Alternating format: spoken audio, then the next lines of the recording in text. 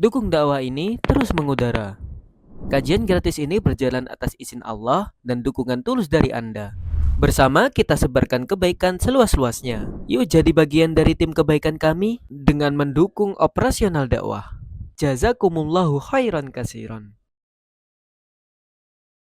Bismillahirrahmanirrahim. Alhamdulillahi rabbil alamin. Allahumma shalli wa sallim wa barik ala Muhammad wa ala ali Muhammad.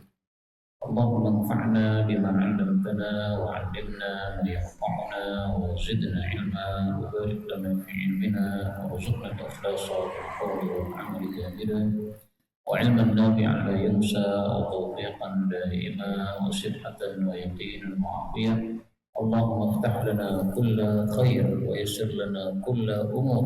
اللهم انصر المجاهدين وارحم المستضعفين ودمر أعداء الدين واطمس على أموالهم آمين يا رب العالمين. Alhamdulillah kaum muslimin rahimakumullah.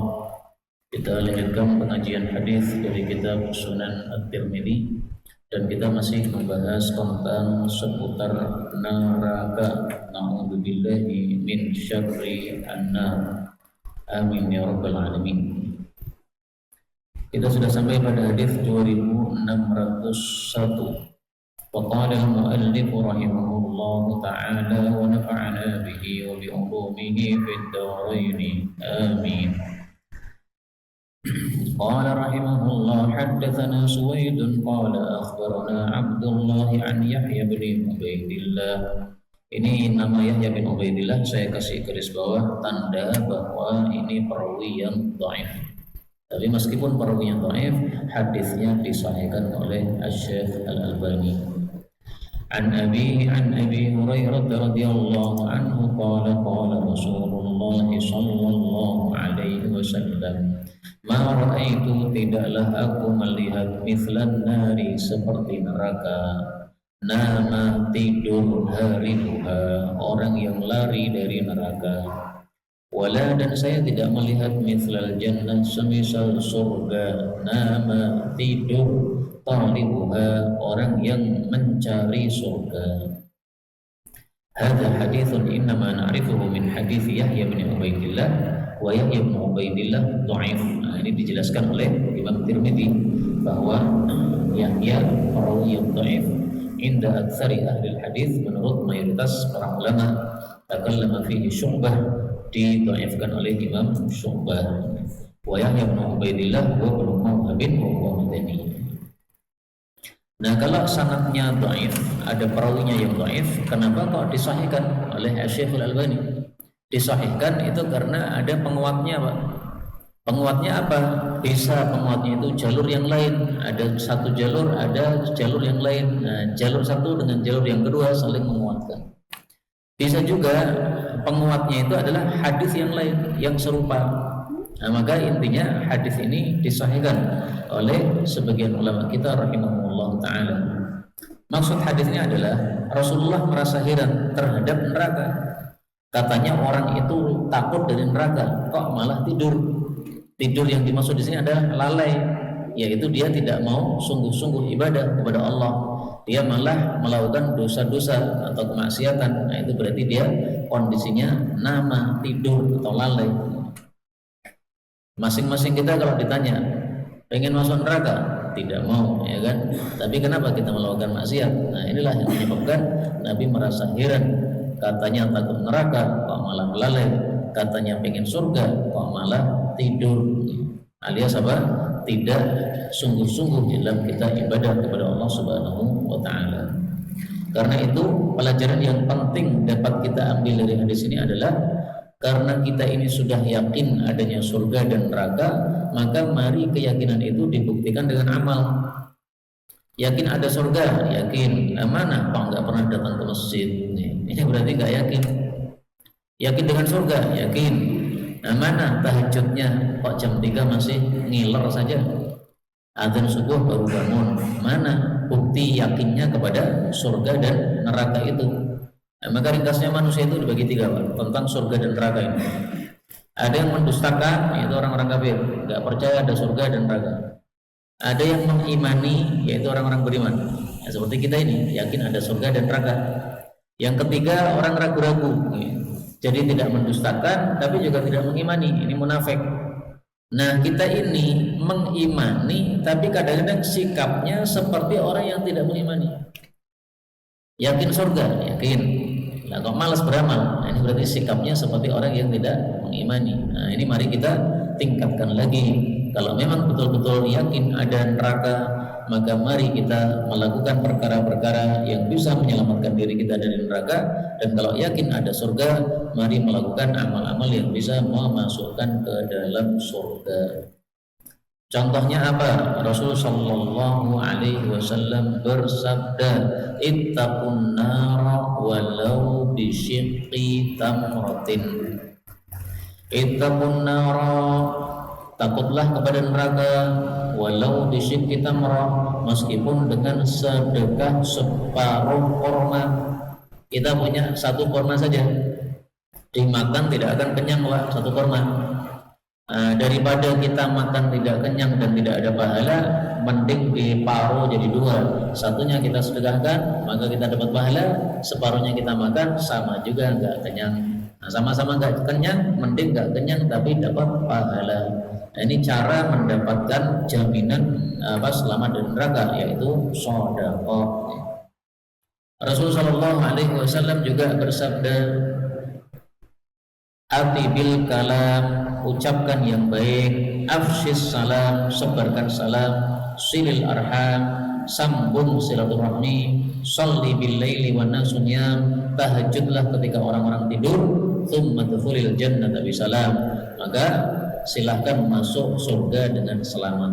Nah, kalau yakin ada surga, ya 4 ini dilakukan. Ngomong yang baik-baik, yang jelek jangan diomongkan.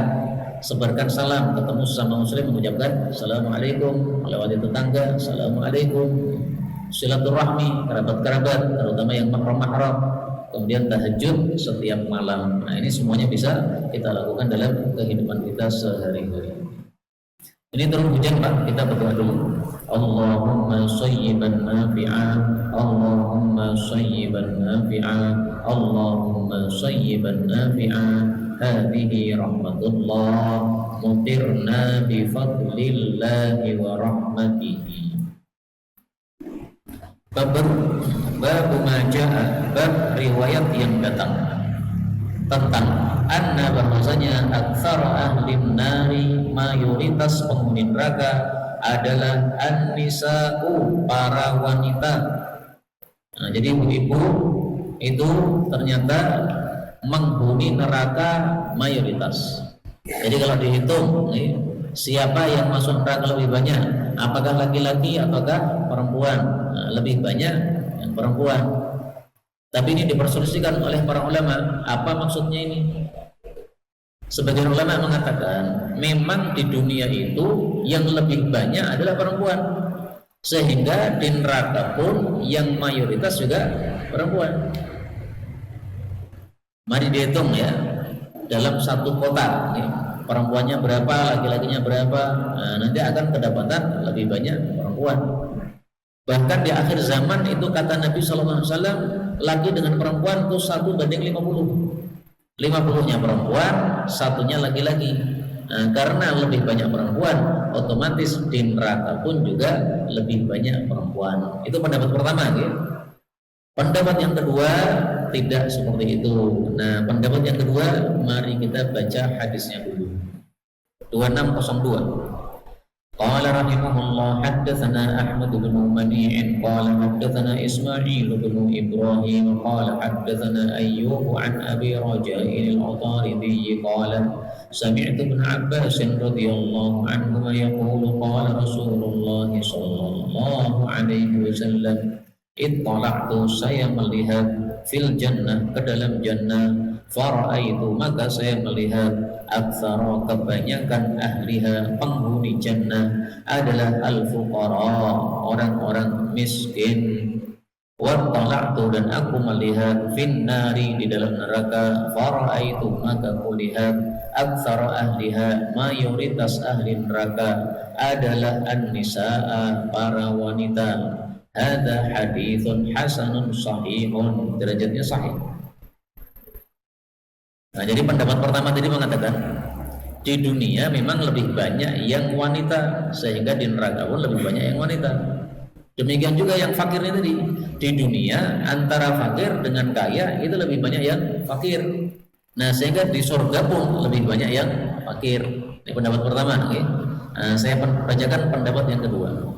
Pendapat kedua mengatakan zahir hadis ini at-tahridu ala tarkit tawassuq minad dunya, hasungan untuk meninggalkan meluas-luaskan perkara dunia. Jadi duit jangan banyak-banyak, karena kalau banyak-banyak nanti kesempatan masuk nerakanya lebih banyak. Duit sedikit, kesempatan masuk surganya lebih banyak. Kok bisa gimana? Karena kalau punya harta itu mau berbuat apa saja bisa, Pak. Pengen mabuk bisa, ada duitnya. Pengen wanita ada duitnya. Kalau kita fakir mau pengen wanita gimana caranya? Ngasih istri aja nggak cukup. Bagaimana mau beli wanita? Wanita malam itu yang semalam bayar berapa? 500.000 atau 1 juta. Duitnya turah-turah. Nah, itu kadang-kadang setan masuk dalam hatinya. Kamu punya duit, kamu bisa bayar wanita, sehingga kamu bisa cicipi wanita yang banyak. Nah, akhirnya berbuat maksiat dengan sebab uangnya tadi. Kemudian hadis ini juga mengandung tahridin nisa, menghasut para wanita alal muhafadzah ala amriddin, untuk menjaga urusan agamanya supaya tidak masuk neraka. Nah, jadi kalau kita tidak berhati-hati dalam bab harta, nanti masuk neraka. Demikian juga perempuan kalau tidak hati-hati menjaga urusan agamanya juga masuk neraka. Misalnya perempuan keluar rumah pakai parfum wangi, neraka itu. Karena tidak boleh seorang perempuan mewangikan tubuhnya lalu keluar rumah. Bolehnya hanya untuk di dalam rumah untuk suaminya saja.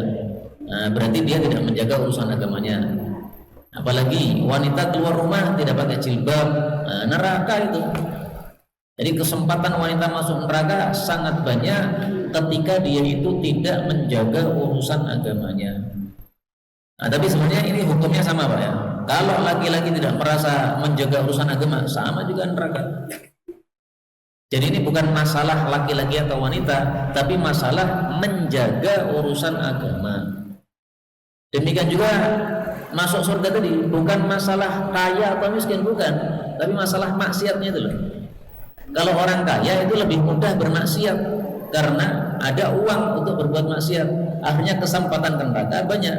Nah, adapun orang fakir tidak banyak kesempatan maksiat karena nggak ada duit untuk maksiat. Nah, sehingga kesempatan surganya lebih banyak. Tapi seandainya dibalik, ada orang kaya duitnya tidak untuk maksiat, tapi untuk wakaf, untuk sedekah, untuk nyantuni fakir miskin, janda dan sebagainya, ya otomatis dia masuk surga meskipun duit banyak. Sebaliknya juga orang fakir sudah fakir tapi nganyel ke sisa, dia fakir tapi malah ahli maksiat. Nah, sudah ente-entean ya, di dunia habis, di akhiratnya juga habis. Maka sekali lagi, ini bukan masalah status miskin kayanya untuk masuk surga, bukan status laki perempuannya untuk masuk neraka, tapi adalah karena perbuatannya. Jelas ya?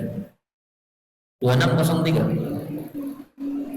وبه إليه قال حدثنا محمد بن بشار قال حدثنا ابن أبي عدي ومحمد بن جعفر وعبد الوهاب الثقفي قالوا حدثنا عوف وابن أبي جميلة عن أبي رجاء العطاردي عن عمران بن حسين رضي الله عنهما قال قال رسول الله صلى الله عليه وسلم Ittala'tu, saya melihat finnari, di dalam neraka, faraitu, lalu saya lihat aktsara ahliha, mayoritas penghuninya adalah an-nisaa, para wanita.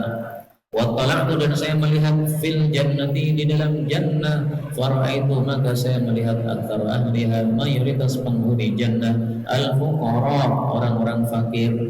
هذا حديث حسن صحيح وهكذا يقول عوف عن أبي رجاء عن عمران بن حسين ويقول أيوب عن أبي رجاء عن ابن عباس وكلا الإسنادين ليس فيهما مقال ويحتمل أن يكون أبو رجاء سمع منهما جميعا وقد روى غير عوف أيضا هذا الحديث عن أبي رجاء عن عمران بن حسين. Jadi ringkasnya hadis ini diriwayatkan dari dua jalur. Jalur yang pertama dari Imran bin Husain, ini sahabat Nabi SAW. Jalur yang kedua dari Ibnu Abbas, ini juga sahabat Nabi SAW. Maka hadis ini kuat karena diriwayatkan dari dua jalur yang berbeda, maka satu sama lain saling menguatkan. Kita ambil beberapa faedah lagi. Faedah yang pertama, Imran bin Husain ini Imrannya sahabat Nabi, Husainnya juga sahabat Nabi. Sehingga kalau bapak dan anak sama-sama sahabat Nabi, doanya radhiyallahu anhuma, mudah-mudahan Allah meridhai keduanya. Kita ini Ahlus Sunnah wal Jamaah. Salah satu akidah Ahlus Sunnah wal Jamaah tidak membeda-bedakan sahabat Nabi. Semua sahabat Nabi itu radhiyallahu anhu. Mau level tinggi Abu Bakar As-Siddiq, mau level di bawahnya Muawiyah, tetap radhiyallahu anhu semua. Berbeda dengan orang-orang Syiah. Orang-orang Syiah sesat, mereka membeda-bedakan. Ya. Kalau Abu Bakar, kalau Ali misalnya alaihi salam. Ya. Kalau Abu Bakar misalnya radhiyallahu anhu bagi sebagian Syiah. Ya. Tapi kalau Muawiyah, itu diganti doa jelek, la'anahullah misalnya. Ya.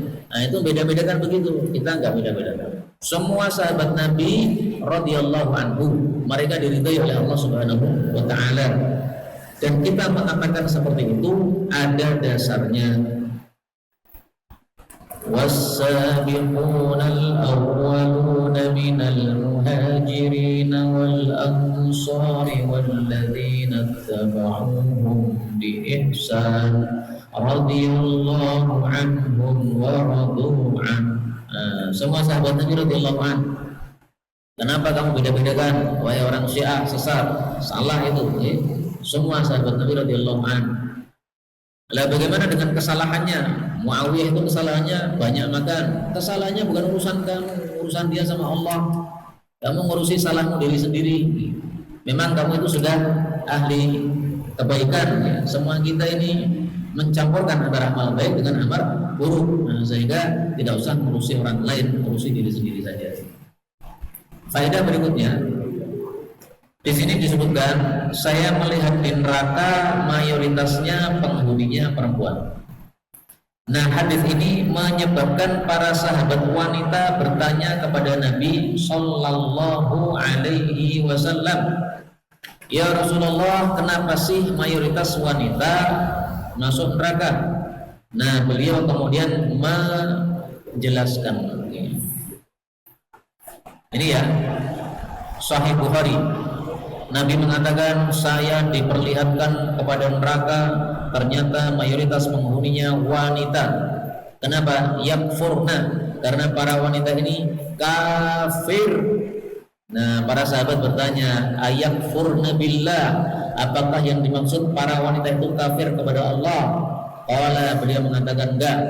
Yakfurnal ashir, mereka kafir kepada suaminya masing-masing. Kafir kepada suami maksudnya gimana? Maksudnya adalah wa yakfurnal ihsan, mereka mengkufuri kebaikan suami. Bagaimana mengkufuri kebaikan suami? Lau ahsanta, seandainya kamu suami berbuat baik ila ihdahunna, kepada salah satu dari mereka istrimu, ad-dahra, sepanjang masa, thumma ra'at minka syai'an, lalu istrimu melihat keburukan sedikit dari kamu, qalat, maka dia mengatakan, ma ra'aitu minka khairan qattu, sama sekali saya tidak pernah melihat kebaikan darimu. Padahal udah bertahun-tahun dapat kebaikan, dikasih nafkah oleh suami dan sebagainya, dibangunkan rumah oleh suami. Nah, begitu salah dikit langsung mengatakan, kamu lagi-lagi nggak punya kebaikan belas. Nah, kebaikan yang bertahun-tahun itu kemana? Kalau kamu katakan apa? Nah, tidak punya kebaikan belas itu gimana? Nah, maka sebab para wanita banyak masuk ke dalam neraka, salah satu sebabnya adalah karena mengkufuri kebaikan suami, sebagaimana diriwayatkan oleh Al-Imam Al-Bukhari rahimahullahu ta'ala. Tapi sekali lagi, ini hukumnya sama untuk laki dan perempuan. Seandainya ada laki-laki sikapnya begitu, sudah lama dia mendapatkan kebaikan dari istri, pagi hari dimasakkan nasi, dibuatkan kopi, disetrikakan bajunya, disiapkan baju handuknya, anak-anaknya disuapi oleh si istri ini. Nah, banyak kebaikan. Tiba-tiba ada salah dikit dari istri, kemudian suami mengatakan koweran dia bebas. Nah, sama aja, berarti masuk neraka juga suami model kayak gitu. Makanya Allah mengatakan dalam Al-Quran, wala tansahul fadla bainakum, jangan melupakan kelebihan antara kalian. Suami punya kelebihan terhadap istri, istri punya kelebihan kepada suami. Jangan saling melupakan. Jadi kita harus mengingat fadilahnya istri kita terhadap kita, sebagaimana istri juga harus mengingat fadilahnya suami terhadap mereka. Faedah berikutnya, dalam hadis ini dikatakan derajatnya hasan sahih. Hadis kan ada 3 kan, ada yang dhaif, ini tidak bisa diterima sebagai dalil. Ada yang hasan, ada yang sahih, ini dua-duanya bisa diterima sebagai dalil. Nah, jadi ada 3 macam hadis. Nah, ini kok derajatnya hasan sahih, ini gimana? Hasan apa sahih? Kok malah hasan sahih, ini gimana? Nah, ini ada 2 penjelasan. Penjelasan yang pertama, kalau dia itu mempunyai 2 jalur, maka maksudnya hasan sahih ini salah satu jalurnya derajatnya hasan, salah satu jalurnya derajatnya sahih. Kalau hadisnya ini cuma 1 jalur saja, 1 sanad saja, berarti hasan sahih ini maksudnya diperselisihkan. Sebagian pendapat mengatakan jalur ini tadi hasan, sebagian pendapat mengatakan jalur ini tadi sahih. Demikian. Kemudian faedah berikutnya, dalam hadis ini disebutkan bahwasanya sanadnya ada 2, ada Imran bin Husain, ada Ibnu Abbas, dua-duanya sahabat Nabi. Kalau ada satu hadis diriwayatkan oleh 2 sumber, sumber pertama Ibnu Abbas, sumber kedua Imran bin Husain misalnya, maka hadis seperti ini disebut hadis aziz. Hadis aziz itu hadis yang kuat. Kenapa kuat? Karena diriwayatkan oleh 2 orang, sehingga satu sama lain saling menguatkan. Ada lagi hadis disebut hadis masyhur. Masyhur itu artinya tenar. Kapan disebut masyhur? Kalau diriwayatkan oleh 3 orang. Jadi kalau aziz ini 2 orang, kalau masyhur 3 orang. Kalau 1 orang namanya hadis gharib. Ini cuma istilah-istilah, tidak sangat penting untuk kita-kita yang awam. Tetapi kalau kita mengetahui istilah-istilah ini, enaknya adalah kalau kita nanti membaca kitab-kitab karya para ulama, kita akan paham. Ketika mereka mengatakan hadis ini aziz, nah kita paham, oh maksudnya ada 2 sahabat Nabi yang meriwayatkan. Hadis ini masyhur, oh maksudnya ada 3 yang meriwayatkan. Hadis ini gharib, oh berarti hanya 1 yang meriwayatkan. Jadi kalau ada pembicaraan kita bisa nyambung. Tapi kalau kita nggak paham istilah-istilah begini, nah, begitu ada pembicaraan aziz, masyhur, gharib, kita nggak paham sama sekali. Nah, sehingga sesekali ya saya sampaikan di sini nggak apa-apa. Berikutnya babun bab baru 2604. Wa bihi ilaihi qala haddatsana Mahmud bin Ghailan qala haddatsana Wahb bin Jarir an Syu'bah an Abi Ishaq as-Sabi'i. عن النعمان بن بشير رضي الله عنهما أن رسول الله صلى الله عليه وسلم قال inna sesungguhnya ahwana paling ringannya ahli jannati ahli nari penghuni neraka adaban siksaannya yaumal qiyamati besok pada hari kiamat adalah rajulun seorang laki-laki bukan perempuan yang fi pada akhmasi. Akhmas itu adalah bagian lekuan dari telapak kaki bawah. Ini telapak kaki nih, bawahnya ada lekuannya. Nah, lekuannya namanya akhmas. Di bawah telapak kakinya itu qadamaihi, kedua telapak kakinya itu ada jamrotani, 2 bara api. Jadi ada bara api diinjak dengan kaki kiri, ada bara api diinjak dengan kaki kanan. Bara tok Pak, nggak ada apinya.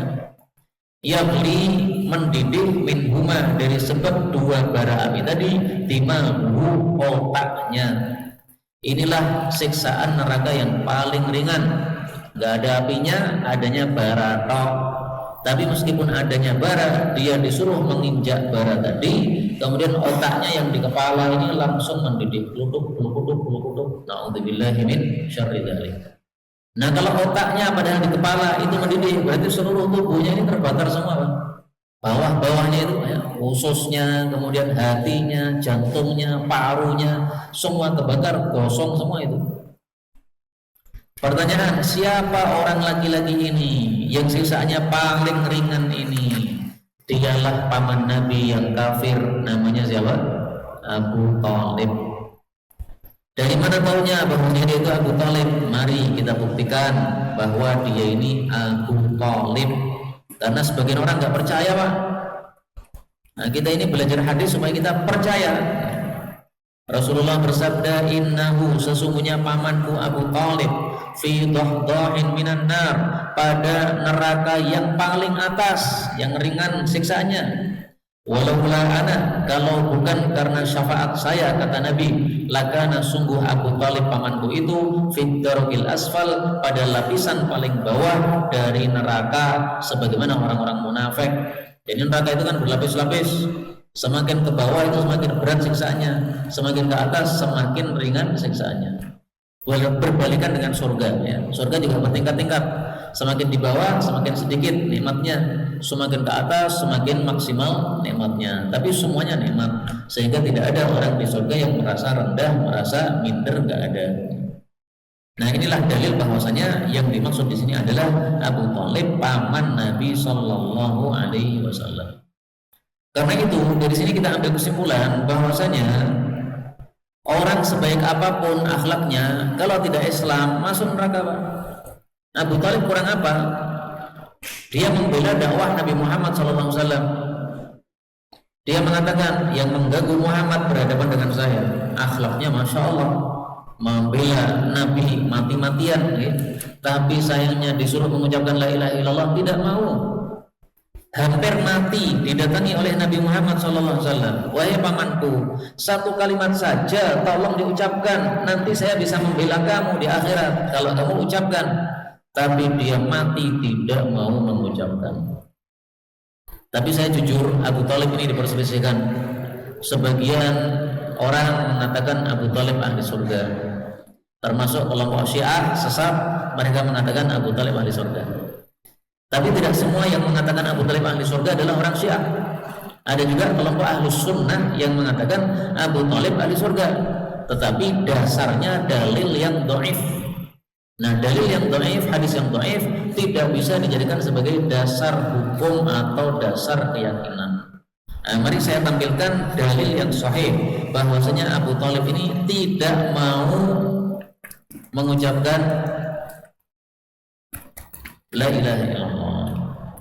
Hadisnya sahih, diriwayatkan oleh Al-Imam Al-Bukhari rahimahullahu ta'ala.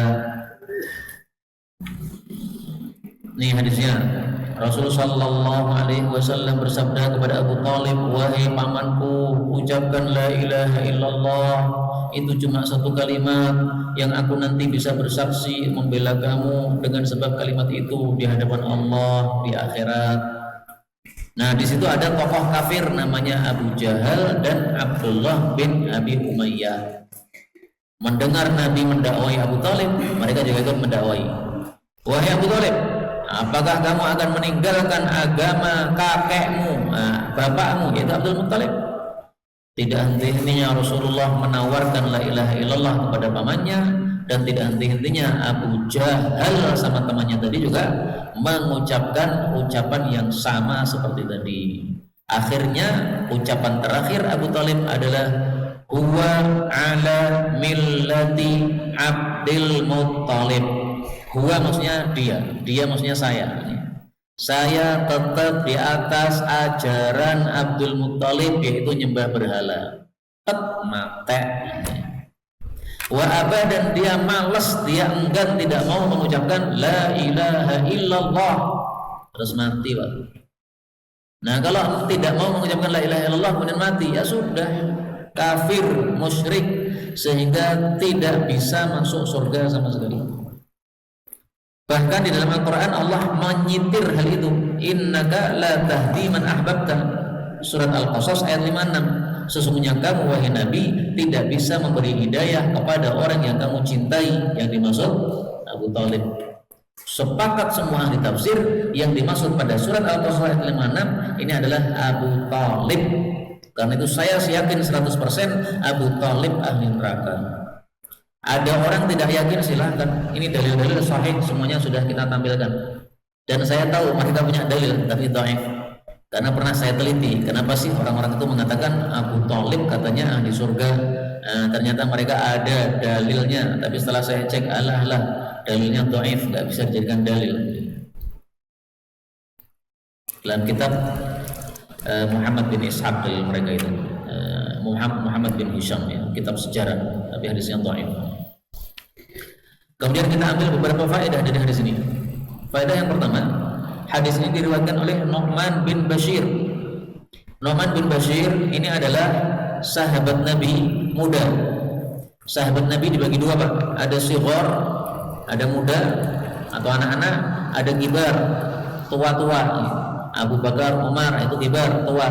Shighar itu Ibnu Abbas, Ibnu Umar, Ibnu Zubair, termasuk Nu'man bin Bashir. Ya, ini adalah sahabat-sahabat Nabi yang muda-muda. Nu'man bin Bashir ini adalah anaknya orang Ansar yang pertama kali lahir setelah Nabi hijrah ke Madinah. Ada Abdullah bin Zubair, ada Nu'man bin Bashir. Ini sama-sama anak yang pertama kali lahir setelah Nabi hijrah ke Madinah. Jadi dari Mekah beliau pindah ke Madinah. Nah, setelah beliau berada di Madinah, bayi yang kelak lahir pertama kali dari kalangan Muhajirin Abdullah bin Zubair. Bayi yang pertama lahir dari kalangan Ansor Nu'man bin Bashir. Sehingga dua orang ini kira-kira usianya sama. Ketika Nabi wafat, usia mereka sekitar 10 tahun. Maka ini termasuk sahabat Nabi yang muda. Nu'man sahabat Nabi, Bashir juga sahabat Nabi. Faedah berikutnya, dalam hadis ini disebutkan rajulun, seorang laki-laki. Kenapa Nabi tidak menjelaskan ini Abu Thalib? Ya, Rasulullah itu manusia biasa, Pak. Jadi beliau susah juga kalau ada kerabatnya yang masuk neraka. Abu Thalib yang sangat dicintai oleh Nabi SAW, tapi ternyata malah matinya mati kafir. Ya, ngenes lah ya hati kita kalau melihat orang yang kita sukai ternyata malah matinya mati kafir. Nah, maka wajar saja kalau beliau mengatakan rajulun, ya, semacam beliau nggak tega kalau mengatakan ini adalah paman saya Abu Thalib. Tapi dari hadis-hadis yang lain jadi diketahui bahwa yang dimaksud di sini adalah Abu Thalib. Bab terakhir, ini adalah bab terakhir dalam kitab ini, yaitu kitab tentang neraka. Nanti akan pindah pada pembahasan baru. 2605. وبه إليه قال حدثنا محمود بن غيلان قال حدثنا أبو نعيم قال حدثنا سفيان عن معبد بن خالد قال سمعت حارثة بن وهب الخزاعي رضي الله عنه يقول سمعت aku mendengar النبي صلى الله عليه وسلم يقول على Makkah ukhbirukum, aku kabarkan kepada kalian bi ahli jannah, tentang ciri-ciri ahli jannah. Nah, jadi kalau pengen tahu ciri-ciri ahli jannah ini, Pak, siapa dia? Kullu, setiap dhaifin, orang lemah, mutadha'afin, yang dilemahkan oleh orang-orang. Lalu seandainya aksama, dia bersumpah ala Allahi, atas nama Allah, la abarrah, sungguh Allah akan menuruti dia. Kemudian sebaliknya Rasulullah bersabda, ala ukhbirukum, maukah saya beritahukan kepada kalian bi ahlin nar, tentang ciri-ciri penghuni neraka. Ciri-cirinya adalah melakukan 3 hal. Yang pertama, kullu mutulin, setiap orang yang mutul. Mutul itu adalah orang yang syadidul khusumah bil batil, orang yang dahsyat ketika dia itu bertengkar membela kebatilan. Ada juga yang mengatakan mutulin itu adalah fadhun ghalid, orang yang kasar, yang keras. Mirip ya terjemah dengan makna yang pertama. Yang kedua adalah jawadin, orang yang pelit, suka mengumpulkan harta tapi pelit, tidak mau mengeluarkan zakat dan sebagainya. Sifat yang ketiga, mutakabbirin, sombong. Nah, 9 naga kena ini, Pak. 9 naga itu ahli neraka. Kenapa? Mutullin jawabin mutakabbirin. Kaum muslimin rahimani rahimakumullah, kita ambil beberapa faedah dari hadis ini. Faedah yang pertama, salah satu ciri-ciri ahli jannah adalah orang yang lemah dilemahkan. Misalnya kalau sekarang di Indonesia, contoh yang paling gampang, Habib Rizik punya laskar, ada 5 laskarnya ditembak mati. Nah itu berarti dilemahkan, Pak. Dianggap lemah, dianggap remeh, sehingga nyawanya dilayangkan nyawanya melayang dengan murah, dengan harga murah, ditembaki oleh mereka. Nggak peduli mereka terhadap 5 nyawa tadi. Nah, kita sudah berusaha semaksimalnya untuk mencari keadilan, tapi sampai hari ini masih belum mendapatkan keadilan. Sudah berapa tahun? Lupa saya. Tahun berapa itu kejadiannya? Sampai sekarang 2025 masih belum mendapatkan keadilan. Nah ini berarti lemah dilemahkan. Kalau orang kuat, kemarin ada kezaliman, hari ini sudah bisa langsung mendapatkan keadilan karena dia kuat, dia punya hubungan banyak dengan pejabat dan sebagainya. Tapi ini lemah, Pak, rakyat jelata, dilemahkan oleh orang-orang yang menguasai mereka. Terus sifat yang kedua adalah kalau dia bersumpah atas nama Allah, Allah menuruti sumpahnya. Kalau dia mengatakan wallah, demi Allah, Allah mendengar dari atas langit, maka Allah turuti. Baiklah, kamu sudah bersumpah atas nama saya berikan apa yang kamu sumpahkan itu. Demi Allah akan kami tuntut itu orang-orang yang membunuh laskar kami.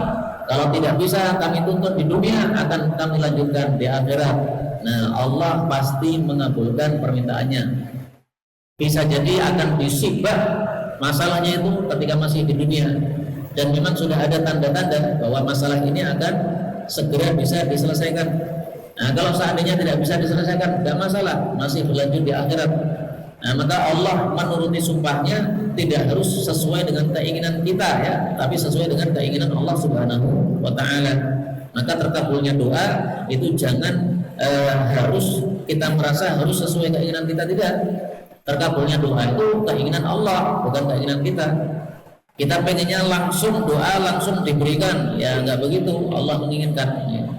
Nabi Musa saja ketika berdoa dan dikabulkan oleh Allah itu harus menunggu 40 tahun.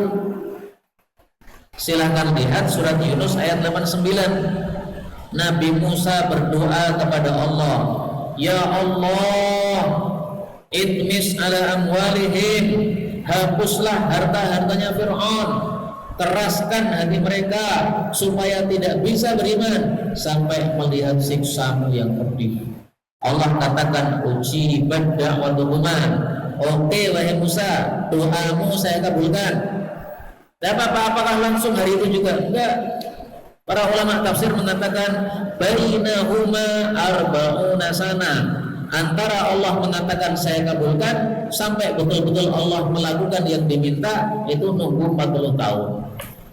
Nah, kalau Nabi Musa saja menunggu 40 tahun, kenapa kita harus minta hari ini langsung dikabulkan? Enggak mungkin. Maka dikabulkannya doa itu atas kehendak Allah, bukan kehendak kita.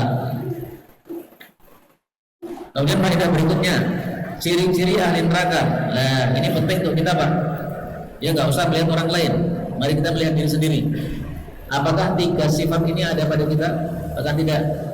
Sifat yang pertama, utul. Nah, utul tadi ada 2 terjemah, ya. Terjemah pertama, orang kalau membela kebatilan itu sangat dahsyat. Dia sudah tahu salah tapi masih bela diri aja, nggak mau ngaku salah. Nah, itu ciri-ciri ahli neraka itu. Oh, kamu sudah salah malah membela diri, gimana? Kalau salah itu ngaku salah supaya kamu bisa minta maaf selesai masalah. Udah salah malah bela diri lagi, berarti kesalahannya jadi double. Berbuat salah itu sudah salah, bela kesalahan itu salah lagi. Nah, terjemahan yang kedua, utul itu adalah orang yang fadhul walid, kasar keras. Nah, termasuk wataknya orang kasar keras tadi, kalau dia salah tidak mau minta maaf, malah dia membela diri, cari alasan. Nah, itu jangan dilakukan supaya kita tidak masuk neraka. Kemudian ciri yang kedua, jawab. Jawab adalah apa tadi? Orang yang bakhil, tidak mau mengeluarkan zakat. Sudah mencapai nisab hartanya, tapi nggak mengeluarkan zakat. Maka jawab itu artinya apa? Jamu'in manu'in. Jamu'in orang yang mengumpulkan harta, manu'in mencegah mengeluarkan zakatnya harta. Sudah kaya raya masih korupsi, nah itu jawab. Maka para koruptor itu ahli neraka pasti, bukan insya Allah, pasti berdasarkan hadis ini. Para koruptor ahli neraka pasti. Kemudian yang ketiga sombong. Nah, sombong itu ada dua cirinya. Yang pertama meremehkan orang lain, merasa dirinya lebih daripada yang lain, nah, itu sombong. Yang kedua menolak kebenaran. Kita salah diberitahu, kamu salah pak, malah kita tolak. Nah itu berarti apa? Sombong. Inilah yang kita pelajari betulnya dari Allah Subhanahu wa taala. Kalau ada salahnya astagfirullahaladzim walhamdulillahirabbil alamin. Dukung dakwah ini terus mengudara. Kajian gratis ini berjalan atas izin Allah dan dukungan tulus dari Anda. Bersama kita sebarkan kebaikan seluas-luasnya. Yuk jadi bagian dari tim kebaikan kami dengan mendukung operasional dakwah. Jazakumullahu khairan kasiron.